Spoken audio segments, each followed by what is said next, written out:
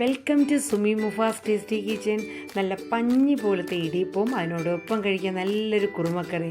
അപ്പോൾ വീഡിയോസ് കാണുന്നതിന് മുന്നേ ആയിട്ട് എൻ്റെ വീഡിയോ ഒക്കെ ഇഷ്ടമായാൽ ഒന്ന് ലൈക്ക് ചെയ്യാനും ഷെയർ ചെയ്യാനും ഒപ്പം സബ്സ്ക്രൈബും കൂടെ ചെയ്യാൻ മറക്കരുത് കേട്ടോ.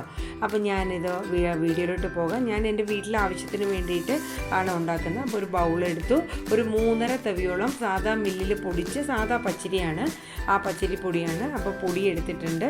അതിൽ ലേശം ഉപ്പും കൂടെ ഇട്ട് ഈ പൊടിയും ഉപ്പും കൂടെ നന്നായിട്ട് മിക്സ് ചെയ്ത് വെക്കുക. ആ സമയം ഞാൻ ഫ്ലെയിം ഓൺ ചെയ്ത് ഒരു പാത്രത്തിൽ ആവശ്യത്തിനുള്ള വെള്ളം തിളയ്ക്കാനായിട്ട് വെച്ചിട്ടുണ്ട്. അതിൽ 2 തുള്ളി വെളിച്ചെണ്ണ കൂടെ ഞാൻ ഒഴിച്ചു കൊടുക്കുന്നുണ്ട്.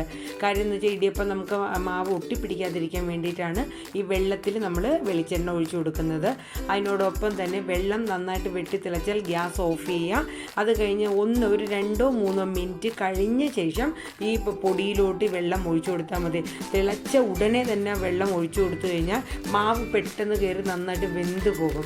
അപ്പോൾ ആ ഒരു ഇത് വരാതിരിക്കാനാണ് ആവിയൊക്കെ പോയി ഒരു 3 മിനിറ്റൊക്കെ കഴിഞ്ഞ ശേഷം വെള്ളം കുറേശ്ശെയായിട്ട് ഒഴിച്ച് നന്നായിട്ട് ഒരു സ്റ്റിക്ക് കൊണ്ടോ നന്നായിട്ടൊന്ന് ഇളക്കി നന്നായിട്ട് മിക്സ് ചെയ്ത് ഇതൊന്ന് കൂട്ടി യോജിപ്പിക്കുക. വെള്ളം ആദ്യമേ തന്നെ ഒത്തിരി ഒഴിക്കേണ്ട, പാകത്തിന് കുറേശ്ശെയായിട്ട് ഒഴിച്ചാൽ മതിയാകും.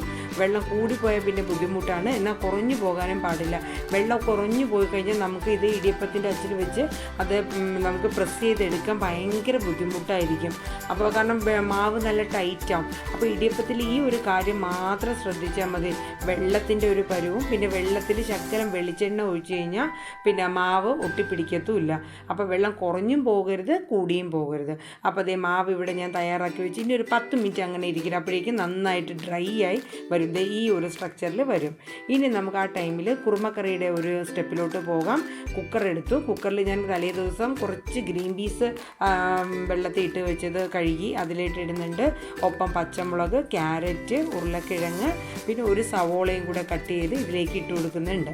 അപ്പോൾ നമുക്ക് ഇടിയപ്പം ഉണ്ടാക്കുന്ന ടൈമിൽ ഇതൊന്ന് വെന്ത് കിട്ടുമല്ലോ. കുക്കറിൽ ഒരു 2-3 വിസിൽ കേൾപ്പിക്കാം.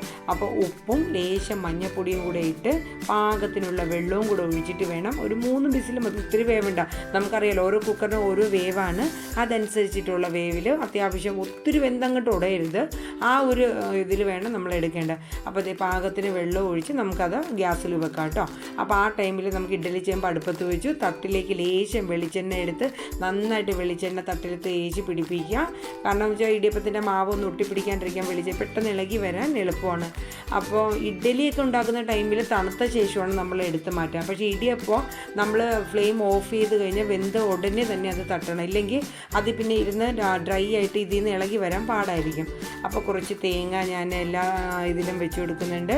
കുറേശ്ശെ തേങ്ങയും കൂടെ വെച്ചിട്ട് നമുക്ക് മാവ് കുറേശ്ശെയായിട്ട് നന്നായിട്ട് പ്രസ് ചെയ്തെടുക്കാം കേട്ടോ.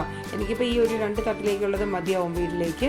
അപ്പോൾ അത് ഏകദേശം ഞാൻ മാവ് അതിലേക്ക് എടുത്തു. എന്നിട്ട് നല്ല എന്ത് സ്മൂത്തായിട്ടാണ് വരുന്നതെന്ന് അറിയാം. കാര്യം പാകത്തിന് നമ്മൾ വെള്ളമൊക്കെ ചേർത്ത് അത് കുഴച്ച് മിക്സ് ചെയ്ത് വെച്ചിരിക്കുന്നുണ്ട്.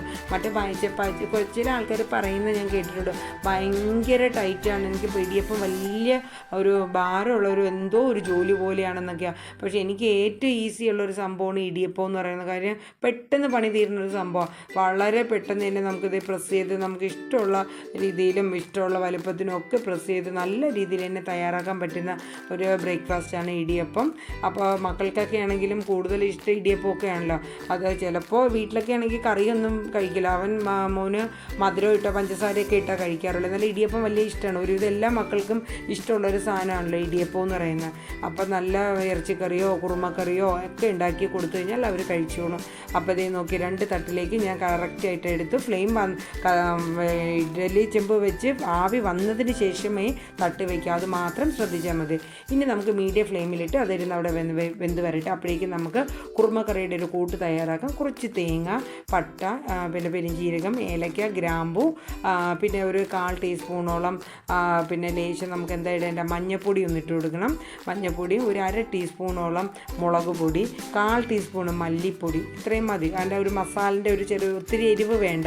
പച്ചമുളക് നമ്മൾ 2 ഇട്ടിട്ടുണ്ടല്ലോ. അപ്പോൾ ഇതെല്ലാം കൂടെ നന്നായിട്ടൊന്ന് മിക്സ് ചെയ്ത് നന്നായിട്ട് പേസ്റ്റ് രൂപത്തിൽ അടിച്ച് റെഡിയാക്കി വെക്കുക. അപ്പോഴേക്കും നമുക്ക് ഒരു ഫ്ലെയിം ഓൺ ചെയ്ത് ഒരു ചീനിച്ചട്ടി അടുപ്പത്ത് വയ്ക്കുക. വയ്ക്കുക. അതിൽ പാകത്തിനുള്ള വെളിച്ചെണ്ണ ഒഴിച്ച് കടുവൊക്കെ പൊട്ടിക്കാനുള്ള തയ്യാറെടുപ്പ് നോക്കാം കേട്ടോ. അപ്പോൾ വെളിച്ചെണ്ണ ചൂടായി വന്നു. ഞാൻ പാകത്തിനുള്ള കടുവ് ഇട്ടു. പിന്നെ വറ്റൽമുളക് ഇട്ട് കൊടുക്കുക. വറ്റൽമുളക് കടുവ് പൊട്ടി വരുമ്പോൾ മാത്രം വറ്റൽമുളക് ഇട്ട് കൊടുക്കുക. വറ്റൽമുളകും കറിവേപ്പിലയും കൂടെ ഇട്ട് കഴിഞ്ഞാൽ നമ്മുടെ കടുവിൻ്റെ പ്രോസസ്സ് ഇവിടെ കഴിഞ്ഞു.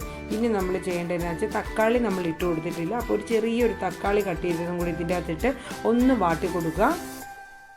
ജസ്റ്റ് ഒന്ന് വാടി വരുമ്പോൾ നമ്മൾ കുക്കറിൽ വെന്ത് ഇരിക്കുന്ന വെജിറ്റബിൾസ് എല്ലാം ഇതിലോട്ട് നമുക്ക് തട്ടി കൊടുക്കാം. അപ്പോൾ ഒത്തിരി വേവാണ്ട് തന്നെ നമ്മൾ എടുക്കണം, എന്നാലേ കുറുമക്കറിക്ക് ഒരു സെറ്റ് നല്ലൊരു ഇത് വരത്തുള്ളൂ.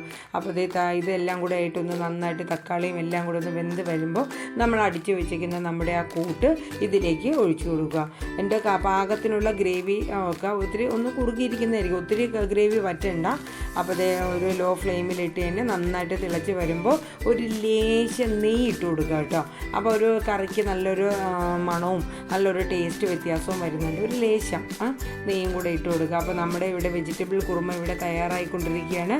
നല്ല ടേസ്റ്റിയാണ്. പിന്നെ മല്ലിയില ഇട്ട് കൊടുത്ത ഒരു ഫ്ലേവറാണ്. ഇവിടെ വീട്ടിലത് അത്ര ഇഷ്ടമില്ലാത്തതുകൊണ്ട് മല്ലിയില ഇടുമ്പോൾ നല്ലൊരു ടേസ്റ്റാണ് കേട്ടോ.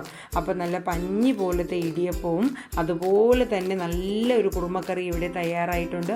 നല്ല എളുപ്പത്തിന് ചെയ്യാൻ പറ്റുന്ന ഒരു ബ്രേക്ക്ഫാസ്റ്റ് റെസിപ്പിയാണ്. അപ്പോൾ ഇനി ഇടിയപ്പം ഉണ്ടായി നിങ്ങളൊന്ന് ട്രൈ ചെയ്ത് നോക്കുക. വലിയ ഭാരമുള്ള ജോലി അല്ലെങ്കിൽ ശരിയാവില്ല എന്നുള്ളതൊന്നും വേണ്ട കേട്ടോ. നമുക്ക് പെട്ടെന്ന് തന്നെ തയ്യാറാക്കാൻ പറ്റുന്ന ഒരു ബ്രേക്ക്ഫാസ്റ്റാണ് ഇടിയപ്പം. ഒപ്പം കഴിക്കാൻ നല്ല ടേസ്റ്റി ആയിട്ടുള്ള തിക്കായിട്ടുള്ള കുറുമക്കറിയും. അപ്പോൾ ഇന്നത്തെ എൻ്റെ വീഡിയോ നിങ്ങൾക്ക് ഇഷ്ടമായി കാണുമെന്ന് കരുതുന്നു. വളരെ സിമ്പിളായിട്ടാണ് ഞാൻ കാണിച്ചിരിക്കുന്നത്. വീഡിയോയ്ക്ക് സ്കിപ്പ് ചെയ്യാണ്ട് കാണുക.